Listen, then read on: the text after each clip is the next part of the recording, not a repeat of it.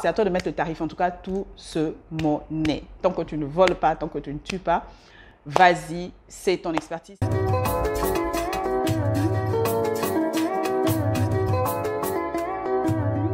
Bonjour, bienvenue, je suis Mila et ici nous cherchons à travailler pour devenir la meilleure version de nous-mêmes. Si c'est ton but aussi, tu es au bon endroit. On va parler aujourd'hui d'un sujet crucial, comment gagner de l'argent pendant les périodes de fête. Il y a des jeunes, des moins jeunes aussi, qui ont besoin d'argent pendant ces périodes de fête. Eh bien, profitez-en. Moi, je ne vous juge pas. Je vais te donner ici quelques moyens qui peuvent t'aider à gagner de l'argent pendant cette période de fin d'année. Des fois, les gens, ils ont envie de faire quelque chose, mais ils ne savent pas quoi faire. Et ils n'ont peut-être pas juste la force ou le temps de chercher, en fait. Et du coup, je te donne des idées. Comme ça, toi, tu pourras creuser, selon la ville où tu te trouves, selon le pays où tu te trouves, ce que tu peux faire comme petit job pour trouver de l'argent en cette fin d'année ou pour juste augmenter tes revenus, en fait, en cette fin d'année. Alors, ce que moi j'aime beaucoup, c'est le commerce en fait. Ce que tu pouvais faire, ce que tu peux encore faire, parce que les gens achètent toujours les cadeaux à la dernière minute, c'est que toi, tu cherches de jolies choses, mais là, il faudrait déjà que tu aies un fonds. Je me dis toujours, commence pas trop grand, mais voilà. Tu peux acheter ce qui peut être des cadeaux de fin d'année, donc tu peux t'y mettre maintenant. Tu essaies d'acheter ça moins cher, après tu les revends. Il y a Facebook qui nous aide à vendre des choses, il y a toujours des pages de vente de produits sur Facebook et même sur ton Facebook à toi, tu partages dans les groupes, tu dis à tes proches, tu vendras en tout cas, tu vendras. Et des jouets ou autres cadeaux, parfums ou vraiment tout ce que tu veux comme cadeau, ceinture pour les hommes et tout ça, ça tu pourras toujours en plus les revendre au cours de l'année, donc tu ne perds rien. Toujours en relation avec les fêtes de fin d'année, faire des emballages cadeaux. Voilà. Propose-toi. En tout cas, moi, j'ai remarqué ceci ici à Dakar. Peut-être que je ne vais pas au bon endroit, mais il y a beaucoup d'endroits où je vais. On vend beaucoup de choses, mais pendant les... En fait, déjà en général, il n'y a pas d'emballage. Bon, vous emballez pas, je peux comprendre. Comment je vais aller dans un supermarché en période de fête? Vous emballez pas. Ou bien vous proposez des services d'emballage, mais vous avez genre un seul genre de papier ou deux genres de papier qui ne sont même pas attrayants. Je suis choquée. Donc, ce que tu vas faire, c'est que tu vas chercher des endroits, un point où tu sais que c'est soit un grand supermarché, soit un endroit où on vend des jouets ou quoi. Bon, je ne sais pas. Après, ça dépend de la législation, de la ville, comment ça se passe. Mais franchement, tu peux t'organiser. Tu peux t'organiser. Ou alors demander au magasin, écoutez, est-ce que je peux faire ça ici? Et moi, je propose de vous donner, je ne sais pas moi, autant. Ou bien j'achète des papiers d'emballage chez vous et je propose aux gens d'emballer leurs cadeaux. Et voilà, je reste ici et je fais mon travail, j'achète ma colle chez vous, mon papier d'emballage chez vous. Et si vous voulez, je vous donne un pourcentage. Franchement, pendant cette période de fin d'année, tu te feras de l'argent, tu te feras de l'argent, tu te feras de l'argent. On emballe les cadeaux. Oui, c'est pour 20 jours. Donc, c'est jusqu'au 31 décembre. C'est notre propre initiative, mais on est en rapport avec eux. C'est eux qui nous donnent le matériel. Les bons côtés, on peut dire qu'on est indépendant déjà dans le travail. On travaille pour soi-même. Et pour les mauvais côtés, parfois, on peut ne pas trouver de partenaire. Voilà, on peut rester longtemps en chômage. En tout cas, c'est mieux que de rester à la maison, à ne rien faire. Et en plus, tu vas voir des gens, des skills marketing, comment sourire aux gens, comment approcher les clients, comment dealer avec les clients quand ils ne sont pas satisfaits. Tout ça, ce sont vraiment des choses qu'il faut savoir faire et ça s'apprend ces choses. Et là, tu ne vas pas seulement gagner de l'argent, mais tu vas apprendre ça.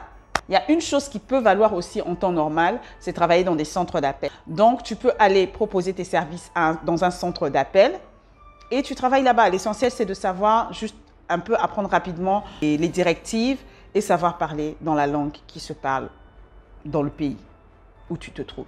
Voilà. En tout cas, ici, au Sénégal, ça se fait. Beaucoup de jeunes travaillent des fois dans des centres d'appel. Après, ils disent que c'est très fatigant. Du coup, le faire à long terme, apparemment, c'est fatigant, c'est un peu compliqué. Mais c'est juste pendant la période des fêtes, pourquoi pas? En plus de ça, c'est clair que beaucoup de gens qui font généralement ça vont vouloir se reposer pendant la période de fête. Donc toi, tu prends leur place, n'est-ce pas? Ce qui est beau, c'est que être conseiller commercial t'apprend à gérer ta colère. Ouais, parce que nous n'avons pas le droit de répondre aux clients, même quand ils nous énervent, même quand ils nous insultent. Donc, ça nous apprend la tempérance, ça nous apprend la patience, ça nous apprend à discuter et à convaincre. Maintenant, le contre, c'est peut-être ne pas arriver à se défendre quand un client nous insulte, quand un client nous dit des choses qu'on n'apprécie pas forcément. Et le fait de s'asseoir aussi de 14h à 21h pendant 6 heures, 7 heures ou 8 heures de temps ce n'est pas évident, c'est vraiment très épuisant. Si tu suis jusqu'ici, n'hésite pas à laisser un pouce s'il te plaît. Et si tu aimes cette vidéo, ça veut dire que tu aimeras la chaîne. Donc, n'hésite pas à t'abonner ou à subscribe s'il te plaît. Comme ça, tu feras partie de la communauté. Et tu nous donneras tes idées aussi d'ailleurs dans la zone de commentaires. Je parlais du dernier moyen. Je ne sais pas avec Covid si c'est un peu moins utilisé comme moyen, je ne sais pas. Mais en tout cas, je pense que ça se fait parce que les gens voyagent. Alors, tu peux faire louer ton appartement. Et ça, on en avait parlé dans cette vidéo. Comment gagner de l'argent sur Internet? Pourquoi sur Internet? Parce que tu peux utiliser Airbnb pour faire louer ton appartement. Ce qui m'intéresse vraiment, c'est que c'est safe en fait et c'est international. Donc, tu n'as pas à faire trop de pubs.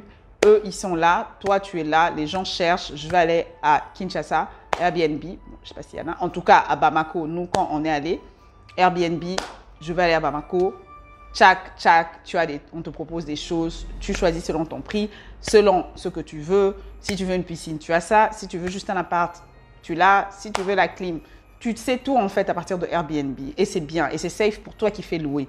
Donc, si tu as un appart et que tu sais que dans ton appart, tu as une chambre, il y a des gens qui sont, peut-être tu travailles dans une autre ville et que tu as un appart qui a 2 chambres.